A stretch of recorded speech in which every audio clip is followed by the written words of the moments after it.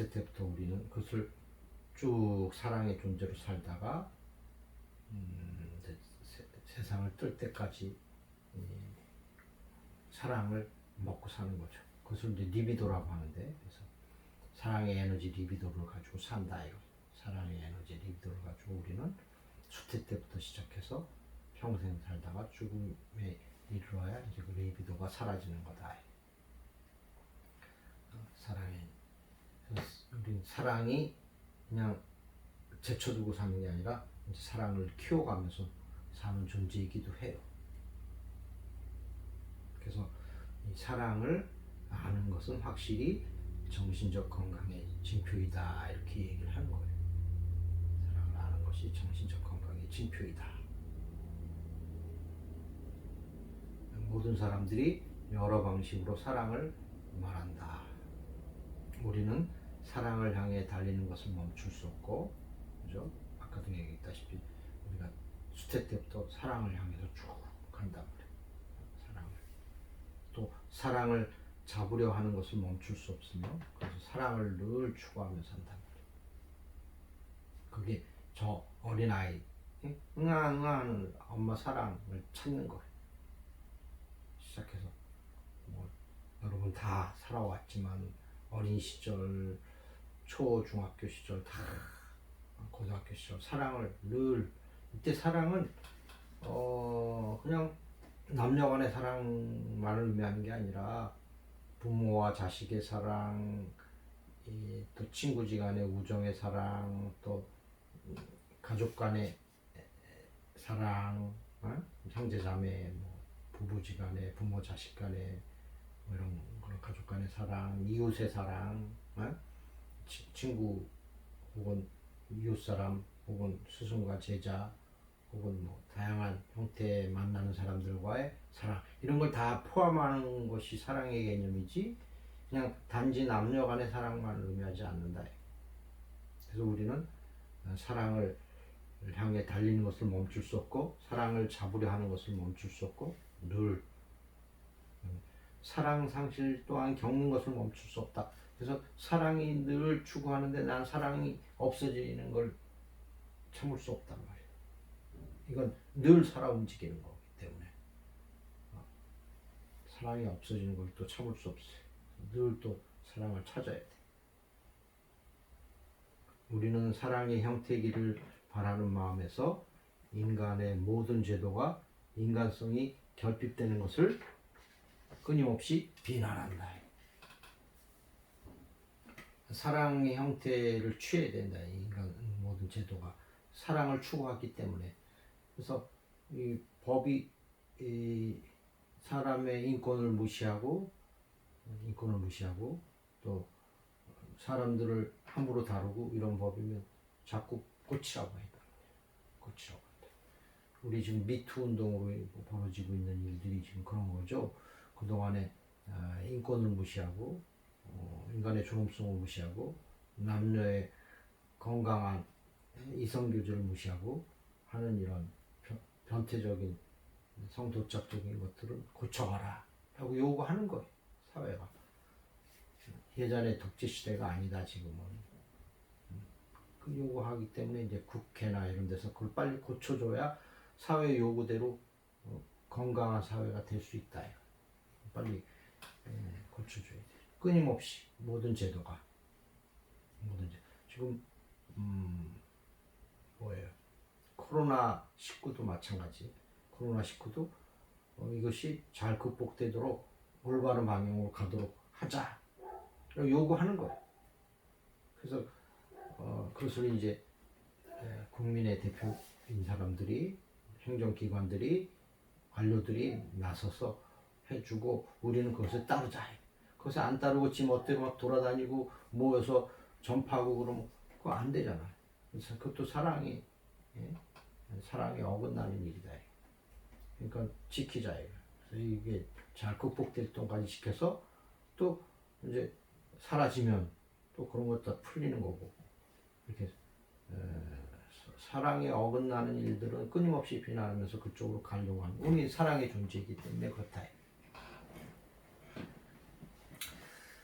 사랑을 정의 내리기가 불가능한 도전임에도 불구하고 우리는 그것을 말할 수 있다. 그죠? 뭐 정의 내려서 사랑이 뭐냐 그러면 딱히 정답을 없는 거지만 우리는 정의를 내리 도전을 해볼 수는 있겠다. 그래서 뭐라고 정의를 한번 내려보냐면 우리는 마음 교환의 욕망이자 합일의 욕망이라는 의미에서 사랑을 정의 내려보자. 마음 교환의 욕망, 합일의 욕망. 마음을 교환해서 합의를 이루고 싶은 거예요. 저 사람을 내가 사랑하는 건 저 사람 마음과 내 마음이 합일이 돼가지고 그 즐거움을 그런 희열, 그런 만족, 쾌감을 한번 느껴보자. 이런 것에 의미가 있다. 그래서 플라톤이 그쳐서 향연에서 그 주제를 논한 이래 사랑은 지속적으로 유지하기가 불가능한 마음 교환과 합의의 미스테리로 담겨 있다. 지속적으로 마음 교환과 합의를 할 수가 없다. 그러니까 늘 뭔가 허한 게 늘 있는 게 이 사랑이죠. 한순간 합의를 했는데 지속적으로 또 되지가 않아요. 수많은 노래와 시에서처럼 사랑의 불확실성은 고통을 포함한다. 여러분 음악을 좋아하잖아요. 음악 들으면 전부 다 사랑의 노래예요. 물론 이별의 노래도 사랑을 전제한 겁니다. 그러니까 사랑의 노래라고 볼 수 있어요. 큰 범주에서. 이별, 고통도 사랑 때문에 일어나는 거다. 이 말이에요. 내가 사랑하는 만큼 또 고통스러운 거다. 이런 얘기를 하잖아요. 우리가. 그래서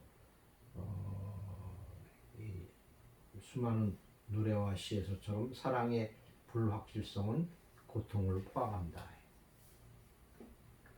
사랑이 뭔가 추구하는데 불확실해. 뭐 이게 사랑이 결여된 것 같아. 그러면 또 고통스럽다. 남녀가 이렇게 헤어져. 내가 막 이렇게 했는데 이제 헤어진단 말이야. 그럼 그때 이제 고통이 오잖아요. 불확실성, 결여 그런 것들 때문에 이제 그 결여를 노래로 이제 부른단 말이에요.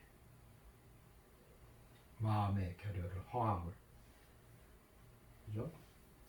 그래서 그런 게 총 맞은 것처럼 뭐 고통스럽다. 총 맞은 것처럼. 그보다 더 고통스럽죠. 많은 임상가들은 자신을 찾아온 클라이언트의 아픔들이 병이거나 미친 것이라고 생각하지 않는다. 임상 현장에서 저 사람이 얼마나 힘들었으면 저랬을까. 결국에 사랑의 아픔이죠. 그것은 본질적으로 사랑의 고통을 말하는 것으로 임상을 통해 확인한다. 사랑은 커플의 사랑이나 섹스의 사랑뿐만 아니라 부모와 자녀의 사랑, 형제, 자매, 친구, 일반적인 사랑 모두를 포함하는 개념이다. 이것을 다시 한번 말하고요. 사랑의 결핍은 견디기 힘든 욕구불만을 한다. 사랑의 결핍 때문에 욕구불만, 불만이 막 투성이에요. 사랑의 결핍. 지속적인 마음의 고통. 사랑의 결핍 때문에 계속 마음이 힘들어. 아무도 나를 인정해주지 않고, 아무도 나를 사랑해주지 않고, 아무도 그래봐. 괴로워. 마음의 고통이야. 그죠? 또 이 마음의 고통이 정신 심리적인 고통이다. 또한 사랑하지 못함, 사랑하는 것은 무능력. 사랑할 줄 모르는 거야. 사랑할 줄 몰라. 뭐 자랑이 아니죠. 정신병리가 있다는 뜻이. 뭔가 내가 그쪽에 모자람이 있구나 하는 뜻이. 그래서 이런 사랑의 욕구 불만과 무능력은 내가 사랑할 줄도 몰라. 사랑의 그 불만이 이제 너무 많아. 채워지지 않아서 불만이 많고 무능력은 소모적인 주장과 쓸데없는 막 엉뚱한 주장을 막 하는 거죠. 뭔가 우겨대는 거죠. 끝없는 불안, 불신. 사랑을 해야 사람이 신뢰가 생기는데 사랑이 없기 때문에 불신이 모든 걸 불신해.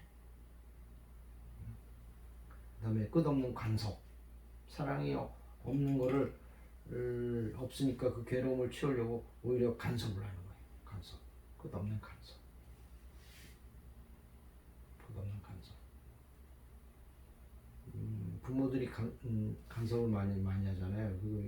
그거 여러 가지 이유가 있지만 이제 어릴 때 애지중지 모든 사랑을 해서 다 해냈는데 애들이 커가면서 말을 안 듣는단 말이에요. 사랑이 멀어져 가거든. 사랑이 멀어져 가니까 그 불안을, 그 허함을 다른 것에서 잘 이렇게 해결해서 이제 너는 잘 떨어져 나가라 이렇게 하면은 되는데 그러지 못하면 그걸 잡으려고 계속 간섭을 하는 거예요. 떨어져 나가는 거를 계속 잡으려고 간섭을 하는 거예요. 끝없는 간섭. 그게 사랑이 그래야 얘가 어긋나지 않는데 겉으로는 그래야 얘가 어긋나지 않고 잘 자랄 거야 라고 핑계를 대는 거죠. 근데 그 마음속에는 사랑의 결핍을 못 견뎌서 끝없이 방어하는 심리의 간섭이다. 그 다음에 도착적인 고통. 그 사랑의 결핍을 성도착적인 거에 집착을 하면서 해결하려고 해요. 이게 성범죄죠. 집착하면서. 요즘 지금 이런 뭐예요? 요즘 잡혀 들어갔죠? 그 사랑의 성범죄를 저질러 가지고 뭐 인터넷에 그 돈을 받고 그것을 또 팔아 넘기고 뭐 저쪽 복잡해 보니까 그런데 돈을 거래하는데 이제 또 문제가 생길 테니까 가상화폐 이용해서 또 그 돈 거래하고 범죄가 범죄를 낳고 막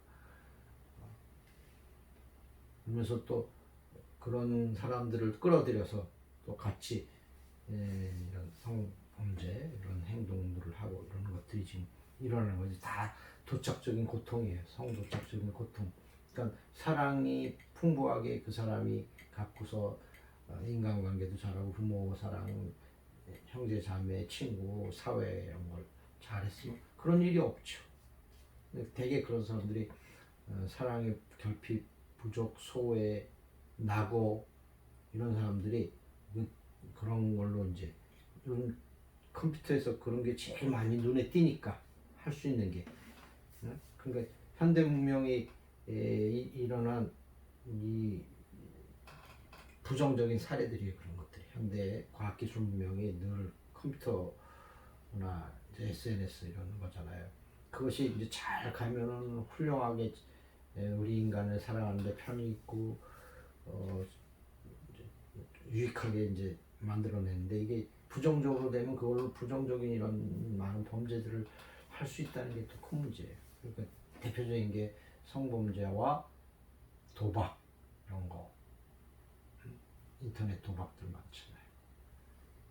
그러니까 밖에 나가지 않아도 이거 하나로 가지고 다 할 수 있는 그런 범죄들이 많이 있어요. 그런 것을 한다는 거죠. 그러니까 앞으로는 이제 경찰들도 주로 이런 사이버상의 범죄들을 찾는 것에 전문가들을 많이 둬야 돼요. 거의 범죄가 그렇게 되니까.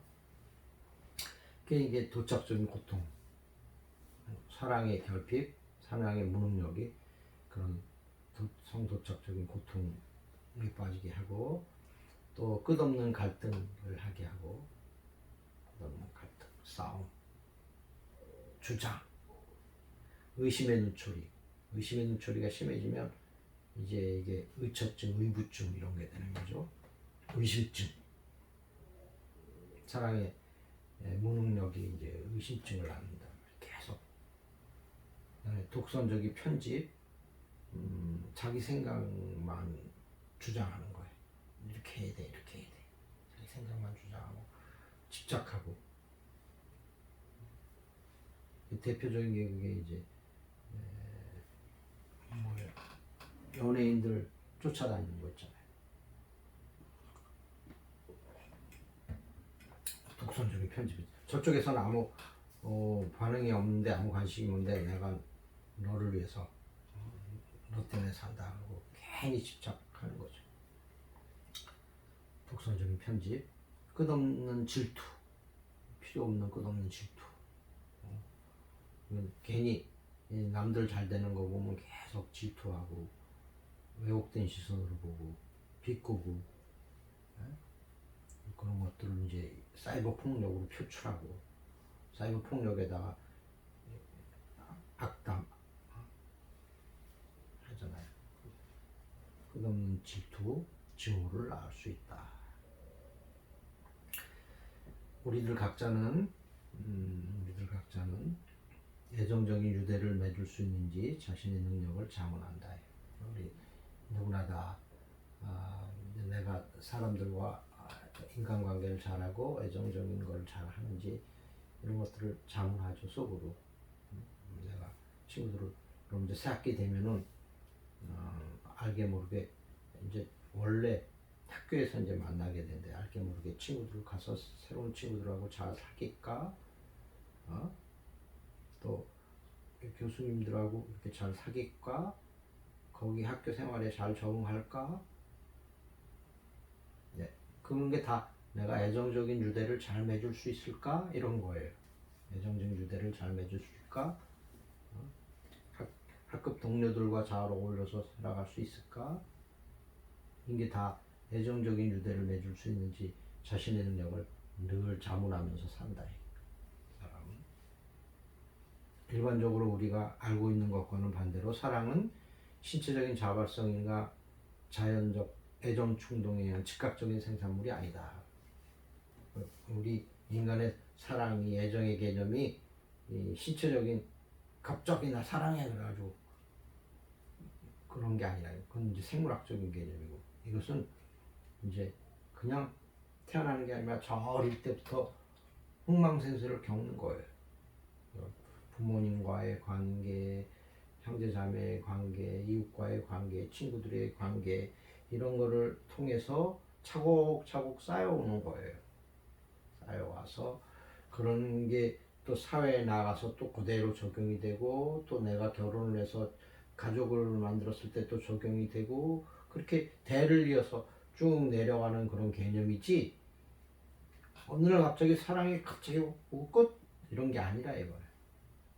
그러니까 생물학적 개념으로만 생각하지 말아라. 이게 생물학적 개념이 아니다. 이건 정신심리, 마음의 개념이 사랑의 개념인 것이지, 단지 생물학적 성을 가지고 사랑이라고 착각을 하면 안 된다. 그렇게 되면 생물학적 성을 가지고 사랑이라고 착각을 하면 그게 또 성 변태가 되는 거예요. 성도착이 되는 거예요.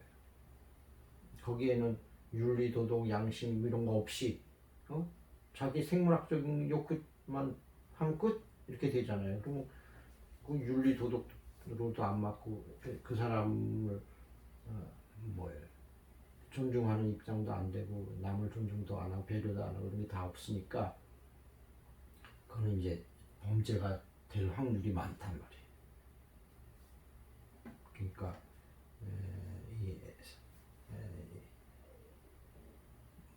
이 애정, 사랑, 그것은 의식적이고 무의식적인 흥망성쇠를 겪음에 없어요. 어리실 때부터 의식적이고 무의식적인 흥망성쇠를 겪으며 어린 시절부터 인생의 여정을 통하여 구성되어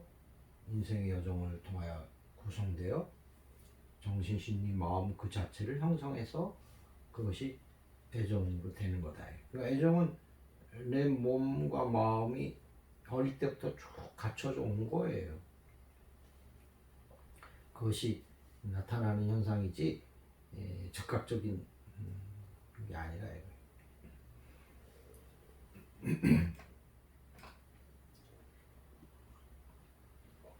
말하자면 충동에 내재한 어린 시절의 욕망들, 가족 및 주위 환경과 부모의 무의식과 인생의 사건들과 잊혀진 트라우마들, 자기가 겪은 트라우마들 있죠. 그 심적 상흔들이 사랑을 낳는 장본인들이다.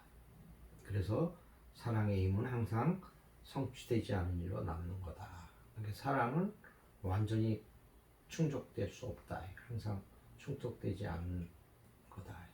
결여를 남긴다. 그래서 우리는 나중에 배우겠지만 절대 만족은 없다. 절대 쾌는 없다. 이렇게 불러요. 그래서 사랑을 잘 알고 사랑을 잘 실현할 수 있는 것도 굉장히 정신건강에 아주 필수적인 일이다. 걸 얘기했고, 마지막 네 번째로 유희.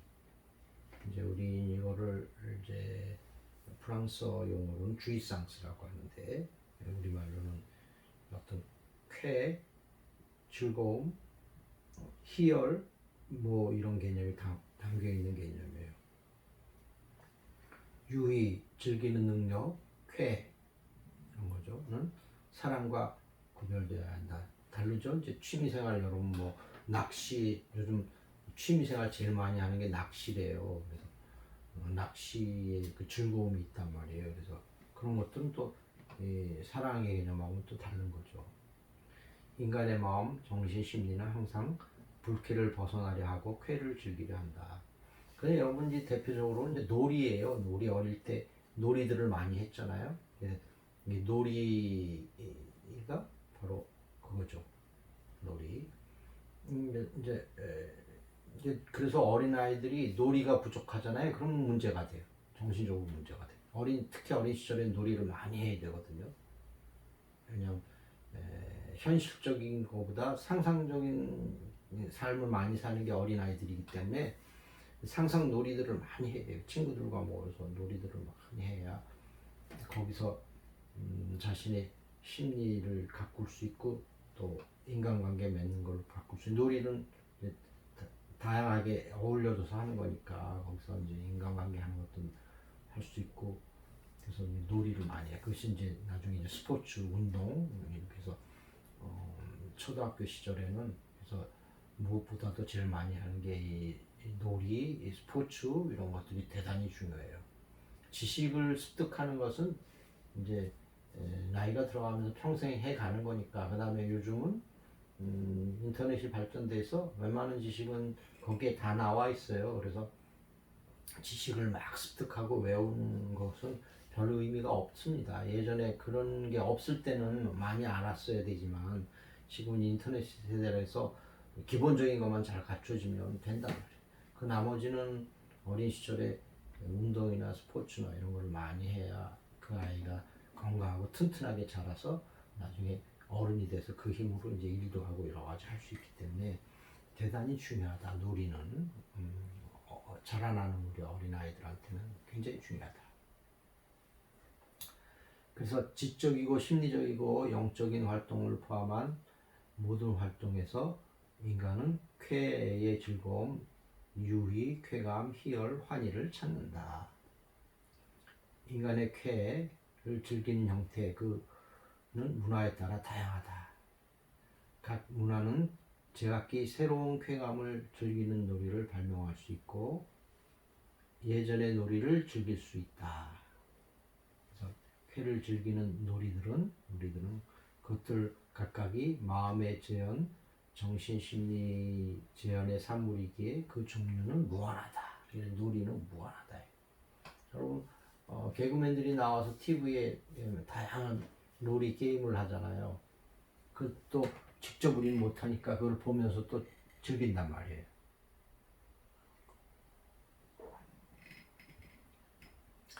인간의 상상력은 무궁무진하다.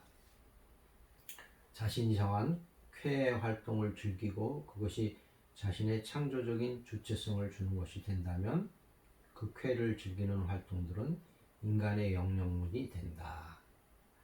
그래서 요즘 놀이 치료라는 게 있어요. 예전에는 놀이를 많이 했기 때문에 그런 걸 놀이 치료라는 개념 자체가 필요 없었는데 요즘 이제 도시화되고 아파트 생활하고 뭐 자기 일들이 바쁘다 보니까 아이들이 놀이를 못해서 여러 가지 문제점을 낳는단 말이에요. 그래서 이제 ADHD 증후군이나 이런 아이들 대상으로 놀이 치료를 하면 효과가 굉장히 많단 말이에요. 놀이를 하면서 자신의 마음의 욕구만들이 해소되고 카타르시스 해소되고 또 이렇게 놀이하면서 이제 어떻게 세상의 규칙들을 응? 놀이라는 것은 이런 운동 경기 같은 것도 다 규칙이 있단 말이에요. 게임이라는 건 규칙이 있어. 규칙을 지키면서 놀이를 하니까 이렇게 재밌구나를 알게 되면서 규칙을 규칙을 우리가 살아가면서 이제 사회라는 것은 규칙이 조화롭게 이루어지는 거잖아요. 규칙을 지키면서 어떻게 조화롭게 살아가는 것을 터득해 주는 그런 말이에요, 놀이가. 그러니까 그렇게 해서 놀이 치료를 수행하는 거예요. 그러니까 자연스럽게 놀이 치료를 하는 게 가장 효과적이죠. 억지로 이렇게 하는 게 아니라 자연스럽게 기본적으로 자연스럽게 하면서 그것에 따라 다양한 방식, 기구 이런 걸 활용하면서 놀이를 하는 게 가장 중요하다. 그래서 알게 모르게 저절로 놀이를 통해서 자신의 기쁨을 느끼고 인간 관계를 맺는 소통하는 법을 배우고 이렇게 하면서 이제 치료의 효과가 나타나는 거죠. 그래서 쾌를 즐기는 활동은 이제 인간의 상상력은 무진무진한데 자신이 정한 쾌 활동들을 즐기고 그것이 자신의 창조적인 주체성을 주는 것이 된다면 그 쾌를 즐기는 활동들은 인간의 영양분이 된다. 인간에게는 쾌를 즐기기를 바라는 목마름이 있기에 그것을 향한 고통스러운 노력을 방해하지 못하고 포기하지 못하도록 한다.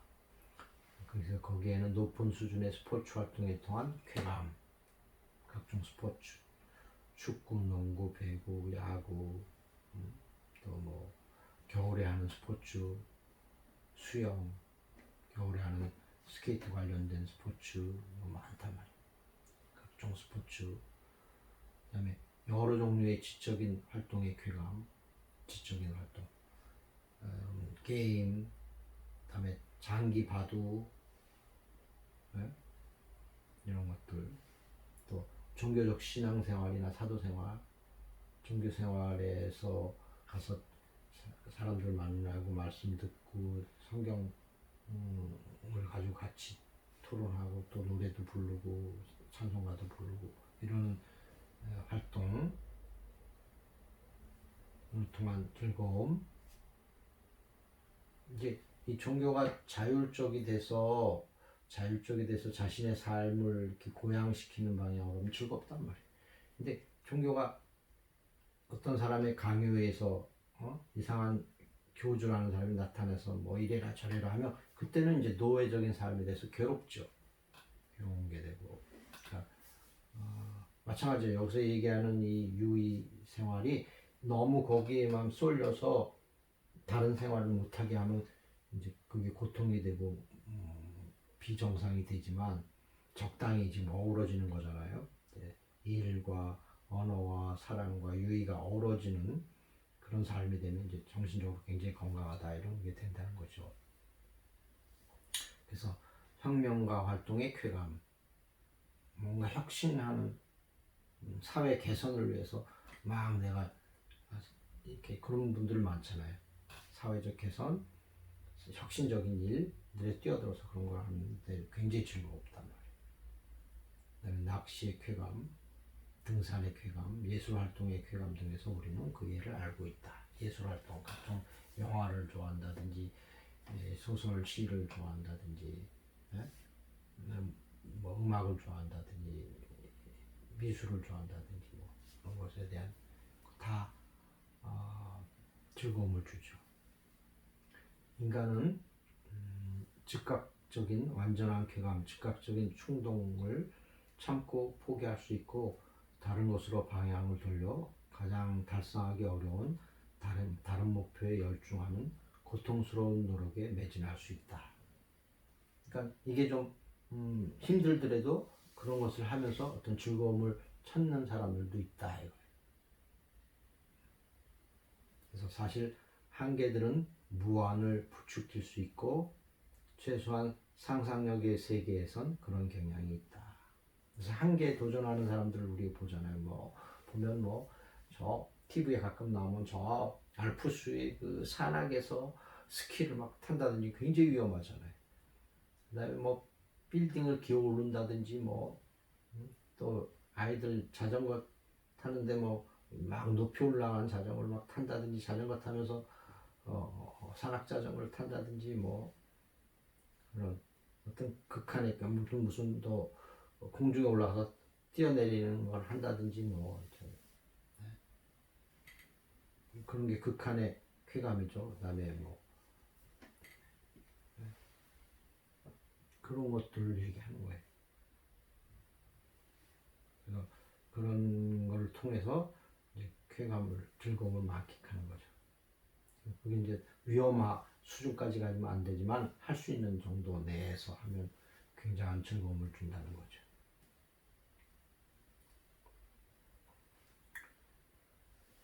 그리고 다른 면에서 보면 쾌를 즐기는 활동들에는 직접적으로 현실 세계를 초월하는 쾌는 없다. 현실 세계를 초월할 수는 없어요. 그건 이제 거짓들이야. 다 현실 안에서 현실 물리적인 세계 안에서 하는 것들이죠. 그래서 쾌감은 잉여의 산물이지 절대적인 만족은 있을 수 없다. 우리가 절대적인 만족을 찾는데 늘 만족이 없기 때문에 비어 있잖아요. 그 비어 있는 것을 이제 메우려고 하는 어떤 노력의 하나로서 즐거움을 갖는 거다. 반면에 명료하고 구속 없고 꺼리낌 없는 쾌의 주구는 쾌의 무능력에 돌파구를 얻어줄 수 있다. 그래서 즐거움을 만끽하는 거죠. 그래서 쾌는 멸종하는 순간에 주어지는 무료 공짜 선물처럼 행해지는 거다. 내가 그걸 멸종하다 보면 내가 거기 뭘 해서 뭘 만들어서 돈을 많이 벌겠다 이런 뜻이 아니라 그것을 멸종하다 보면은 저절로 그 즐거움이 행해지는 거다. 운동 선수들이 취미로 운동을 하는데 운동하는 거 그 자체에 공짜로 즐거움이 나온다. 그런 거지. 그래서 쾌는 이 즐거움은 주체로 하여금 우리 인간으로 하여금 나로 하여금 자기 자신뿐만 아니라 타자에게도 열중하도록 요구하는 것 같다. 그래서 자크라깡이라는 사람은 이제 프로이드 이후에 이제 오늘날 가장 이제 유명한 사람 중에 하나가 자크라깡인데 자크라깡은 그 타자 절대 타자 절대쾌 타자를 큰 타자라고 부른다. 절대적인 만족을 주는 것을 이제 큰 타자라고 부른다. 쾌가 사랑만큼이나 정의 내리기가 힘들다 할지라도 쾌를 즐기는 활동이 인생이고 그것은 정신 건강에 필수적이다.